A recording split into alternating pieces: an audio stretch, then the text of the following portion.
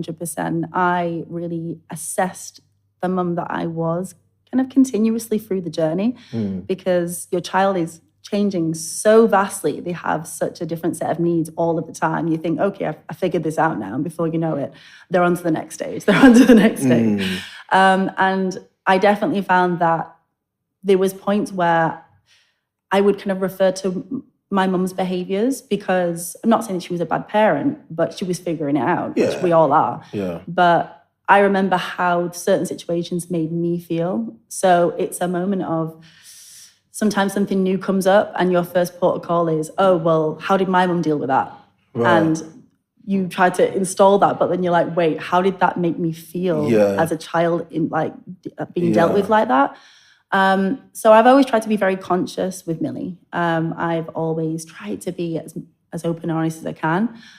There's definitely a level of toughness to love. Yeah. My mum kind of brought me up with this fear factor, which, you know, it worked in the 90s, but we do live in a different world now. Yeah.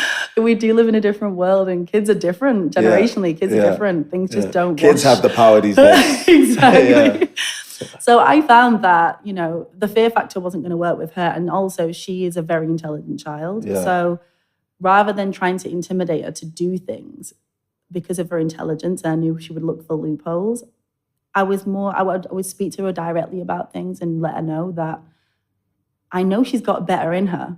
And when she hears that, so for example, she might have a situation where she might have an argument at school and it might get out of hand, things get said, teachers get involved. And then when she comes back and speaks to me about it, it's very much like, okay, well, let's just consider this for a moment. What if you were that other person? How do you think they interpreted that? And it gives her an understanding of someone else's mindset in an argument. Yeah. And then from there, I'm very much like, well, okay, can you understand possibly why the teacher is upset? Can you understand this? All right, okay.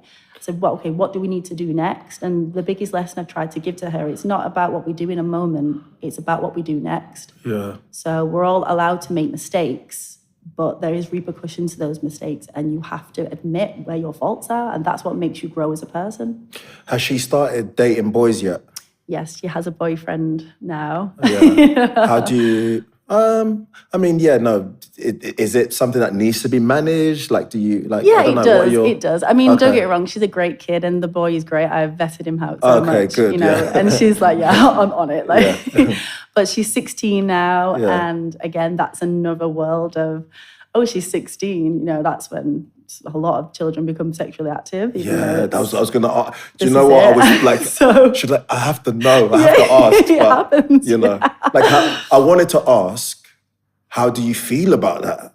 Like, I think it's inevitable. Okay, so first of all, regardless of how I feel about it or anyone feels about it, it's not going to change the fact that it's happening. So I think as a parent, sometimes you've got to drop your ego a little bit and be like, well, it's going to happen anyway. But how do I educate her to be the safest person in that space? How do I ensure that she doesn't feel no shame in talking about those things? You know, I didn't really speak to my mum about sexuality very much. My mum was quite open, but I didn't. It was a different time. It was a different time. You don't really sit over dinner and be like, what does this do? Yeah. I'm sure my mum still thinks I'm a virgin now. Yeah. But that's why I wanted to really change the script with Millie. So I've always kind of had open conversations about sex with her and tried to normalize it. So it's not just one of those, okay, let's sit down and talk about sex and never talk about it ever again. It's just never going to work. So, you know, it's good that I understand her. And there was a moment when she reached out to me and she asked if she could go on the pill. And I congratulated her first for coming to me and asking me that question. Right. And I just wanted to educate her a little bit on the pill. It was the effects of hormone. I can't take the pill. It really messes with my hormones. So I wanted to educate her within that. Yeah. And I just said, you know, obviously mentioning, regardless if you're on the pill or not, you still need to be using condoms if you do that, you know, and just be looking after yourself and respecting yourself. Yeah. And I just think that people need to have those skills, you know, to be able to speak to their children like that.